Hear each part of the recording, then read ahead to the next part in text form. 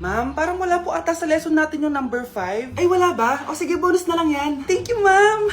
Ma'am, wala po ata sa lesson natin yung number 5. Oh, ano gagawin ko? Puro ko kasi daldalan kaya di mo alam. Ano? Favoritism si ma'am. May sinasabi ka? Ay, wala po.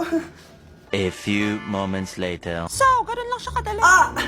Ma'am, pwede po pa-excuse? Sumasakit po yung puson ko eh. Sige, punta na lang sa clinic. May gamot doon. Sige po, ma'am. Nagets niyo ba, class? Ma'am, excuse po. Sumasakit po yung puson ko. Ang arte mo naman. Konting sakit lang. Excuse agad. Kapag di maganda, wag na mag-inarte. Kala mo naman ang ganda ni ma'am. Hello po, ma'am. Sorry po, absent ako kahapon. Nagkalagnat po kasi ako eh. Ganun ba? Sige, excuse na lang kita. Sige po, ma'am. Thank you po. Ma'am, excuse po. Nilagnat po kasi ako kahapon kaya di po ako nakapasok. Naku, tigilan mo ako ha. Walang isang araw na lagnat. Ang sabihin mo, tamad kang pumasok. Ikaw nga, palagi ka nga di pumapasok eh. Anong sabi mo? Totoo naman, ma'am. May favoritism ka. Susumbong kita sa principal. Maniniwala ba ang principal sa'yo? Wala ka namang ebidensya. Anak, mag-exam tayo mamaya ha. Dapat mas mataas grades mo kay Scarlett. Oo naman, Nay. Mas magaling naman ako sa kanya. Anak ni ma'am si Samantha. Eto yung mga sagot mamaya sa exam. I-perfect mo yan. Sige na, Nay. Baka may makakita pa sa atin. Humanda kayong dalawa sa principal. Tapos na yung maliligayang araw niyo. Nandito na ako, mahal. Mahal, ikaw ba yan? Akala ko ba bukas ka pa uuwi? Siyempre, gusto kita i-surprise, mahal. Ito naman, puro ka surprise. Wait. Si tatay ba yun? Tara ate, silipin natin. Ang dami na nagbago sa bahay natin, mahal. Si tatay nga! Yay! Nandito na si tatay! Mga anak, namiss ko kayo! Namiss ka din namin, tay. Huwag ka nang babalik sa abroad, ah. Hindi ko na kayo iiwan, mga anak. Yes! Di na babalik si tatay sa abroad! Ito, may regalo pala ako sa'yo, Scarlett. Wow! Ano kaya laman neto? Eto naman, gumastos ka pa. Hayaan mo na, mahal. Ngayon lang ako nakabawi sa mga anak ko. Meron din ba ako regalo, tay? Siyempre naman, ikaw pa ba makakalimutan ko, Brianna? Ito. Yay! May regalo din ako! Matulog na kayo, ah. Kami naman ang tatay mo yung magbabanding. Sige po, Nay, matutulog na kami. Bubuksan ko na to. Tara na, mahal. May pasalubong din ako sa'yo sa kwarto. Tara na, mahal. A few moments later. Anong oras na? Bakit tumatawag si tatay? Hello, tay? Scarlett, umalis na kayo sa bahay na yan. Isama mo kapatid mo pati nanay mo. Bakit po? Nasaan kayo? Yung lalaking umuwi dyan kagabi, hindi ako yun anak. Umalis na kayo dyan ngayon na. Nay! Wow! Gising na siya! Ang pala mo nandito sa bahay. Nay, wag yun please. Alam mo, bilib din ako sa'yo eh. Wala na nga tayong makain, nagpabuntis ka pa. Buti pa yung anak ni Rosa, pag-aaral ay natupag. Nakakawalang gana! Yan, umalis ka! Diyan ka magaling! Kasalanan mo to! Sinira mo yung future ko! Ate, please, tigilan mo yan. Walang kasalanan yung bata. Hindi! Dahil dito, galit sa akin si nanay. Kaya dapat mawala na to! Ate, wag! Ate! Anak, kain ka na. Nay? Sorry anak ha sa mga sinabi ko. Hayaan mo, babawi ako sa'yo ha. Thank you, Nay. Nay, sumasakit yan ko. Nay. Oo, yung pinag-usapan natin ha. Hihintayin ko lang mga anak tong babaeng to. Pag nabigay ko na yung bata, ibigay mo na agad yung pera sa akin ha. Palak ibenta ni nanay yung anak ko. O anak, okay ka lang? Walang hiya ka, Nay! Ang sama mo! Akala ko, totoo nagbago ka na. Pera pa rin pala yung nasa utak mo. Abay, bakit? Wala ka na nga pakinabang dito. At least yung anak mo, mapapakinabangan ko. Wala ka namang papakain dyan eh. Napakasama mo! Lalayas na ako sa impyernong to! Sige, lumayas ka. Sino tinakot mo? Tignan natin kung saan ka pupulutin. Hello, Bes. Hello, Bes! Kilala mo ba si Edward? Oo, Bes.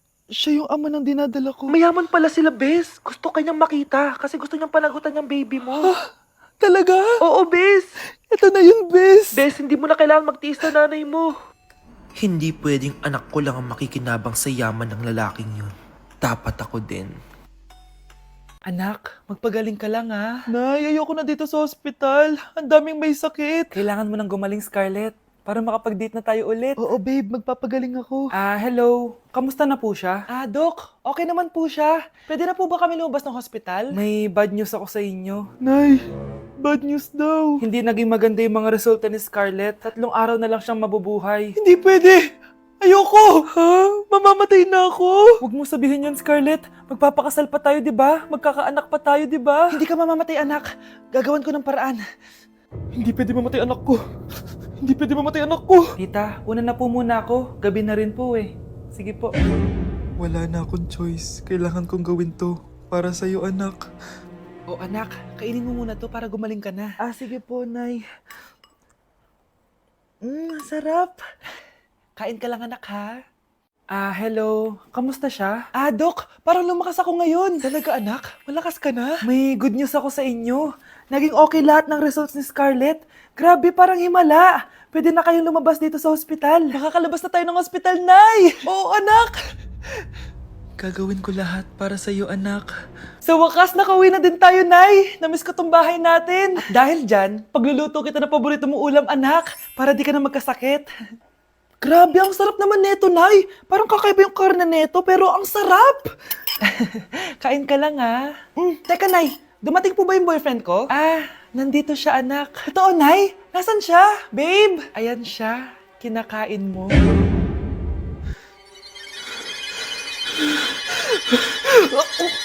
Anak, malapit na umuwi yung tatay mo. Talaga, Nay? Nakaka-excite naman. Tsaka pala, anak, mag-face-to-face class na kayo bukas. Maganda ka na, ha?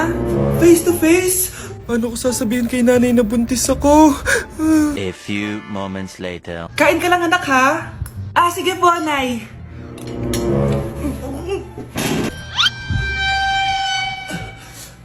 Anak, may sakit ka ba? Wala po, Nay. Buntis ka? Opo, Nay. Kaya di po ako pwede mag-face-to-face. Paano ka mabubuntis? Eh, wala ka naman jowa. Meron po akong jowa, Nay. Tinago ko po sa inyo. Okay lang yan, anak. Tanggap pa rin kita. Darling, nandito na ako. Andito na pala tatay mo. Darling, eto na pala yung anak natin. Hi, Tay.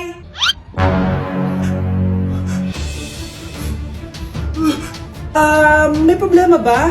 Darling, magpapaliwanag ako. Nay, siya po yung sinasabi ko na boyfriend ko. Anak, kain ka na oh. Darating yung mga kaibigan ko ah. Wag na wag mo ako ipapahiya. Ah, sige, anak. Andyan na sila. Oo, tapos nagkita kami ng ex ko, di ba? Kayo pala yung mga kaibigan ni Scarlett. Gutom ba kayo? May pagkain dito ah. Ang pangit pala ng mama ni Scarlett, no? Isa lang yung mata. Uy, grabe ka naman. Naya na ba? Di ba sabi ko sa'yo, huwag mo ko ipapahiya? Kainis. Umalis ka nga dito. Huwag kita makita. Ah, sorry, anak. Tara na nga, labas na nga lang tayo. May panira dito eh. Tara. Anak, sandali. Anak, Scarlett, graduation mo pala bukas? O tapos? Ah, si nanay ba yung aakit sa stage? Ay hindi! Si tita na lang isasama ko. Papahiya mo lang ako eh. Buti pa si tita, kompleto yung mata. O sige. Proud ako sa'yo, anak, ha? Kainis, bakit kasi isa lang yung mata mo? Balang araw, anak. Malalaman mo rin kung bakit. Diyan ka na nga, marami pa akong gagawin. Ano bang ginagawa natin sa hospital, tita? Sumama ka na lang, Scarlett. May kailangan ka malaman. Scarlett? Ikaw yung anak ni Susan, right? Ah, oo, Doc. Ako nga si Scarlett. Ba't kilala mo ko? Oh yes, I remember. Ikaw yung batang na-aksidente dati, yung nabulag yung kaliwang mata. Buti na lang dinonate ng nanay mo yung kaliwang mata niya para sa'yo. Kaya pala isa lang yung mata ni nanay. Alam mo, sobrang mahal ka ng nanay mo. Huwag mo siyang papabayaan, ha? Grabe, ang taba-taba ko na talaga. Anak! Ano po yun, ma? Tandaan mo, simula ngayon magda-diet na ako. Wow naman, ma! Kaya mo yan! Go, ma! Tsaka ma, si kuya pala may dalang cake kanina. Pero baka bukas na lang ako mag-umpisa ng diet. Asan ba yung cake, anak? Ah, nandun po sa ref, ma. The next morning. Yes! Day 1 ng pagda-diet. Anak, konti na lang talaga kakainin ko ngayong araw. Good luck, ma! Ay, tsaka pala, may birthday sa kabilang bahay kina Aling Rosa. Punta ka daw. Ano? May birthday sa kapitbahay? Ayun ako, bukas na lang ulit ako magda-diet. Ang sarap-sarap ng spaghetti doon. Bye-bye, anak. Sige, ma, bye-bye. The next morning. Yes! Day 1 na talaga. Final na talaga. Konti na talaga yung kakainin ko. Wala na makakapigil sa akin. Good morning, ma! Ma, may dala palang lechon si Papa. Gusto mo ba? Ay, naku, anak. Diet ako. Hindi na. Hindi na ako magda-diet. Anak, nakita mo ba yung cellphone ng tatay mo? Nilagay ko dun sa loob ng kabaong niya bago siya ilibing. Ha? Ba't mo naman ginawa yun, anak? May mga importante laman dun. Baka sakaling buhay pa siya para matawagan niya ako. Ay, Diyos ko talaga tong batang to.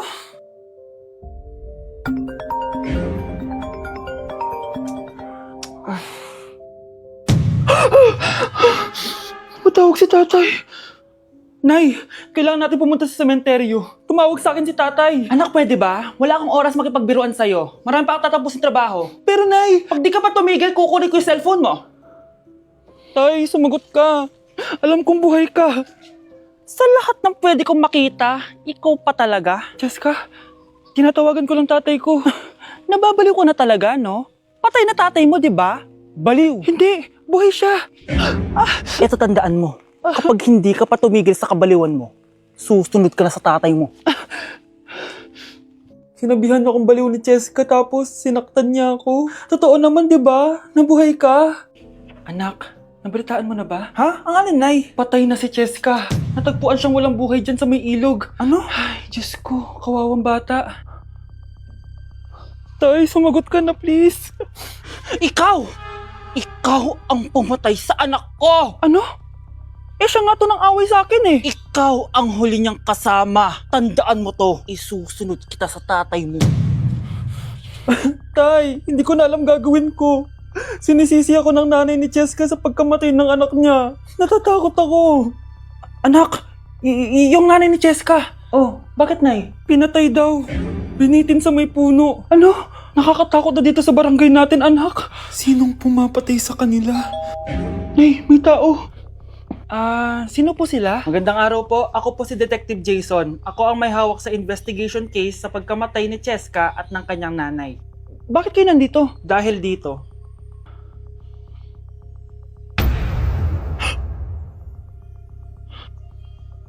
Nay, ikaw pumatay sa kanila? Oo, anak. Narinig ko lahat ng mga sumbong mo sa tatay mo. Cellphone ni tatay. Pinangako ko sa tatay mo bago siya mamatay na poprotektahan kita kahit makapatay man ako ng tao. Sumama ka sa akin, ma'am, para ma-interview ka namin. Tandaan mo to, anak. Kahit nasa kulungan ako, poprotektahan kita. Tumawag ka lang. Ako ang kasama, pero hanap mo siya. Ako'y masaya sa piling niya. Hindi ko mapipilit ka. Ang dahil Hindi ba't nanay mo yung nakaiga dyan sa kabaong?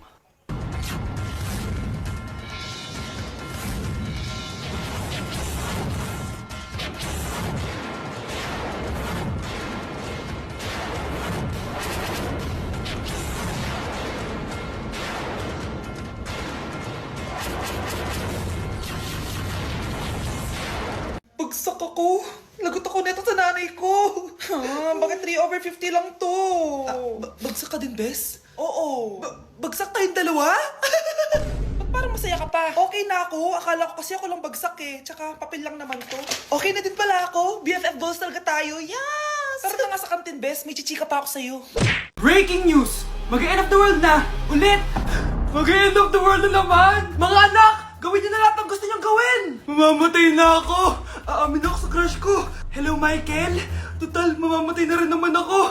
Aamin ako sa'yo! Crush kita! Look, sino to? Wrong number ka ata, miss. Wrong number! Ni-reject. Buti pa ako nakabili ng bagong cellphone. At saan mo galing yung pinambili mo dyan? Sa wallet mo, Nay. Gagawin ko na lahat ng gusto ko. Ang iingay nyo! Nagre-review ako dito, oh! Look, mag-end of the world na nagre-review ka pa din? Hindi naman totoo yan. Gawa-gawa lang naman Illuminati yan. Bahala ka! Sasayaw na lang ako sa TikTok bago ako mamatay!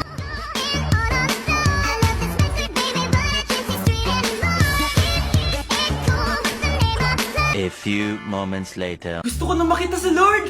Ready na ako mamatay! Akala mo talaga mapupunta ka sa langit? Nananaginip ka ba? Sigurado akong hindi ka sa langit mapupunta. See you! Mahal! Bago ako mamatay, may kailangan ka malaman! Ano? May kapit ka na naman? Hindi yun, mahal! Ano na naman? Magkapatid tayo!